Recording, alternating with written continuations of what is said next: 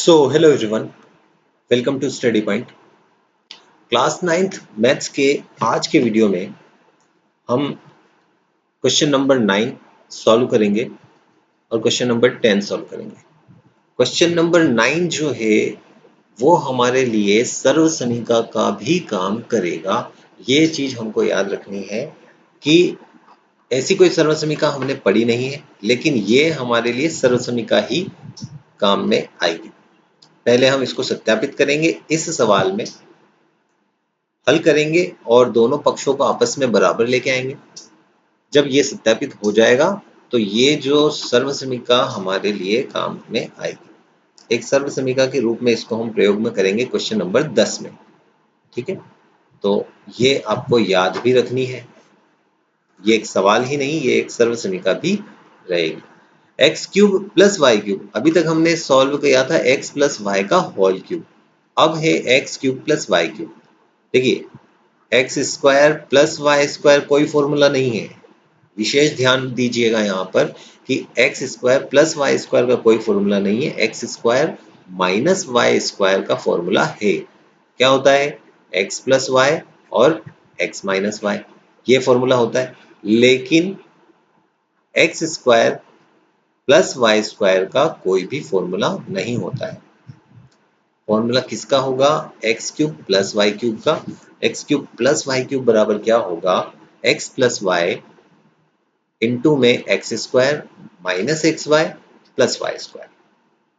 ठीक है, तो ये चीज हमको सॉल्व करनी है।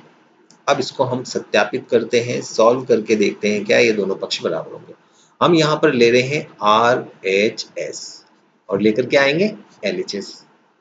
आर एच एस बराबर x plus y into x square minus x y plus y square.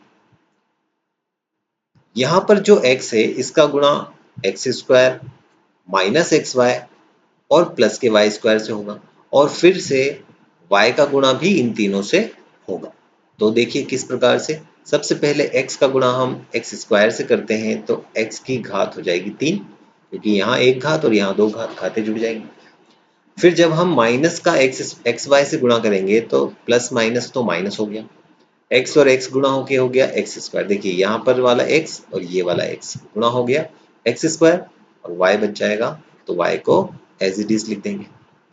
फिर यहाँ पर है x और यहाँ है y स्क्वायर, चिन्ह है प्लस का, तो यहाँ हमने लगाया प्लस, गुणा हो जाएगा x y स्क्वायर।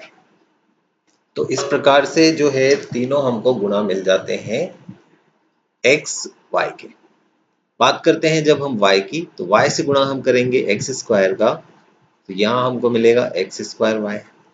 हमने यहाँ पर x वाले को पहले रखा है, y वाले को बाद में रखा है, अल्फाबेटिकली जो इनका क्रम होता है उसके अकॉर्डिंग। बात करते हैं y का गुणा जब हम करेंगे एक्स वाई से, तो हमको क्या मिलेगा? माइनस का एक्स वाई स्क्वायर, और लास्ट में y और y का गुणा हो जाएगा तो ये हो जाएगा प्लस का y क्यूब। अब यहाँ पर देखते हैं एक्स स्क्वायर वाई यहाँ माइनस में है और एक्स स्क्वायर वाई यहाँ प्लस में, ये दोनों आपस में कट जाएंगे। फिर देखते हैं एक्स वाई स्क्वायर प्लस में, यहाँ एक्स वाई स्क्वायर माइनस में, तो ये आपस में कट जाएंगे। बचेगा केवल और केवल x cube plus y cube. तो ये सिद्ध हो गया, ये हमको क्या मिल गई? LHS। इसलिए सत्यापित है कि x cube plus y cube बराबर होता है एक्स प्लस वाई इंटू में x square minus x y plus y square. Clear? तो ये सर्वसमीका आपको याद रखनी है। देखिए अभी ये सर्वसमीका बन गई है, ये सर्वसमीका हमारे क्वेश्चन नंबर 10 में यूज में आएगी, तो आपको ये याद भी रखनी होगी। क्लियर? चलते हैं क्वेश्चन नंबर 2 की तरफ। क्वेश्चन नंबर 2 में हमें यहाँ दे रखा है x cube minus y cube. और इसके बराबर में सत्यापित क्या करना है हमको, x माइनस वाई इंटू में x square plus x y plus y square. यहाँ पर भी उसी तरीके से हम इसको हल करेंगे जैसा कि हमने पिछला सवाल किया है। सबसे पहले हम यहाँ पर RHS को ले लेते हैं। x minus y x square plus x y plus y square, ये हमने LHS ले ली। अब यहाँ पर इसी प्रकार से हम गुणा करेंगे जैसा पिछली बार किया था। x का गुणा पहले हम तीनों से करते हैं, तो x का जब x स्क्वायर से गुणा होगा तो ये हो जाएगा x की घात 3। x का गुणा जब हम एक्स वाई से करेंगे तो ये हो जाएगा प्लस का एक्स स्क्वायर वाई, और x का गुणा जब हम वाई स्क्वायर से करेंगे तो ये हो जाएगा प्लस का एक्स वाई स्क्वायर। क्लियर। अब माइनस का गुणा हम करते हैं एक्स स्क्वायर से, ये बन जाएगा माइनस का x square y. Minus y का गुणा जब हम करते हैं एक्स वाई से तो प्लस माइनस का गुणा तो हो जाएगा माइनस, और x एज इट इज रहेगा, y और y गुणा होकर वाई स्क्वायर बना देगा, और लास्ट में माइनस वाई का प्लस के वाई स्क्वायर से गुणा माइनस का वाई क्यूब बन जाएगा। अब देखते हैं कौन सा कटेगा। तो ये देखिए माइनस का, ये देखिए प्लस का एक्स स्क्वायर वाई आपस में कट गया। ये प्लस का एक्स वाई स्क्वायर, ये माइनस का एक्स स्क्वायर वाई आपस में कट जाएगा, तो हमको क्या मिल जाएगा, x cube minus y cube. ये हो जाएगी हमारी LHS। यही हमको सिद्ध करना था, तो हम लिख सकते हैं, इसलिए सत्यापित है कि x cube minus y cube बराबर होता है एक्स माइनस वाई, यहाँ पर माइनस आएगा, x minus y into x square plus x y plus y square. तो ये दूसरी सरल समीकरण हमको मिल गई माइनस वाली। एक प्लस वाली पिछले सवाल में हल करी हमने, पिछले सवाल में सत्यापित करी, और ये सर्व समीकरण माइनस वाली x cube minus y cube की। ठीक है। अब इसी का उपयोग करते हुए हमको सवाल नंबर 10 हल करना है। देखिए ये कौन सा फॉर्मूला बन रहा है, x cube plus y cube वाला। सबसे पहले इसको उस रूप में परिवर्तित करना पड़ेगा, तो 27 को हम लिख सकते हैं 3 का क्यूब, तो ये पूरा हो जाएगा 3y का क्यूब। इसी प्रकार से प्लस में 125 हो जाएगा 5 का क्यूब, तो ये हो जाएगा 5z का होल क्यूब। तो अब यहाँ पर हम इसकी तुलना कर सकते हैं किससे, x cube plus y cube से तुलना करने पर, और जब हम यहाँ पर तुलना करते हैं तो x बराबर वैल्यू प्राप्त होती है 3y, और y बराबर वैल्यू प्राप्त होती है 5z। ये वैल्यू हम सूत्र में रखेंगे, तो फॉर्मूला क्या रहेगा, चूंकि x cube plus y cube बराबर होता है x plus y into x square minus x y plus y square. यहाँ पर जहां जहां भी x और y की वैल्यू है वहां पर हम वैल्यूज पुट करेंगे, x की 3y और y की वैल्यू 5z। तो देखिए वैल्यू रखते हैं हम, यहाँ तो हो जाएगा 3y और यहाँ हो जाएगा प्लस का 5z। फिर यहाँ पर इस ब्रैकेट को थोड़ा हम बड़ा कर लेते हैं, ये बड़ा ब्रैकेट बन जाएगा, इसके अंदर वैल्यू पुट करेंगे हम 3y का होल स्क्वायर माइनस यहाँ आएगा 3y और इनटू में आएगा 5z, लास्ट में प्लस में यहाँ हो जाएगा 5z का होल स्क्वायर। क्लियर। इस तरीके से हमने इसको जो है यहाँ तक सॉल्व कर लिया। अब इसके बाद इसको हल कर लेंगे, 3y का स्क्वायर ये हो जाएगा 9y स्क्वायर। फिर आगे देखें तो ये दोनों आपस में गुणा हो जाएंगे, 5 और 3 15, और y और z गुणा होके 15yz। और लास्ट में ये 5z का स्क्वायर हो जाएगा, तो ये हो जाएगा 25z स्क्वायर। देखिए किस प्रकार से, 3y प्लस 5z, ये तो इसी प्रकार से रहेगा, इसमें तो कोई दिक्कत वाली बात नहीं है।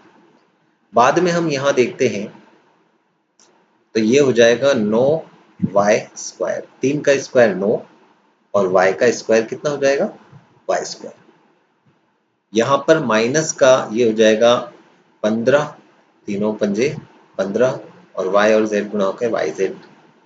इसी प्रकार से लास्ट में यहाँ 5 का स्क्वायर 25 और z का स्क्वायर z स्क्वायर। तो ये जो है हमको प्रसार मिल जाएगा किसका, 27y cube plus 125 z cube का, और ये हमारा हो जाएगा आंसर।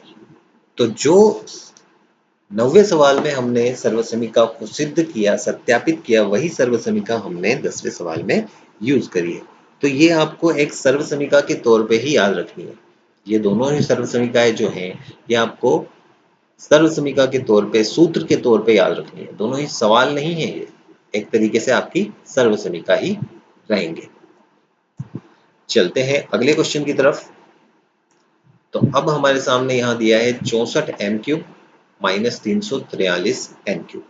64 यानी कि 4 का क्यूब और m, तो ये हो जाएगा 4m का होल क्यूब, माइनस 343 यानी कि ये हो जाएगा 7 का क्यूब 343 और n क्यूब n का क्यूब, तो 7n का क्यूब लिख सकते हैं इसको।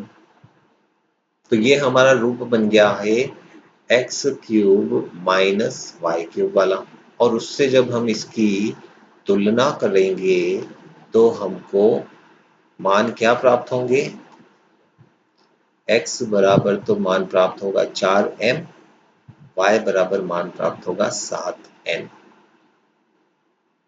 ठीक है, अब वैल्यू पुट करते हैं। चूंकि x cube minus y cube बराबर होता है x माइनस वाई, ब्रैकेट में x square plus x y plus y square. तो वैल्यूज पुट करते हैं हम, 4m माइनस 7n, यहाँ बड़ा ब्रैकेट बनाकर वैल्यूज पुट करेंगे तो ये हो जाएगा 4m का होल स्क्वायर प्लस में x की जगह होगा 4m और y की जगह होगा 7n, एंड लास्ट में यहाँ पर 7n का होल स्क्वायर, 7n का होल स्क्वायर। तो यहाँ पर इसका प्रसार क्या हो जाएगा, 4 चौक 16 और m का स्क्वायर 16m स्क्वायर। यहाँ पर 4 और 7 गुणा हो जाएंगे, 4 और 7 28, और m और n आपस में गुणा होंगे तो 28mn, और इसका प्रसार हो जाएगा 7 का स्क्वायर 49 और n का स्क्वायर n स्क्वायर। तो देखिए किस प्रकार से आंसर प्राप्त होगा हमको, 4m माइनस 7n और ये हो जाएगा 16m स्क्वायर प्लस में 4 का 7 से गुणा हुआ तो 4 और 7 28, और m और n का आपस में गुणा हो गया तो mn, तो 28mn, और लास्ट में हो जाएगा 7 का स्क्वायर 49 और n का स्क्वायर n स्क्वायर, तो ये हो जाएगा 49n स्क्वायर। और ये हमको क्या मिल जाएगा, इस सवाल का आंसर।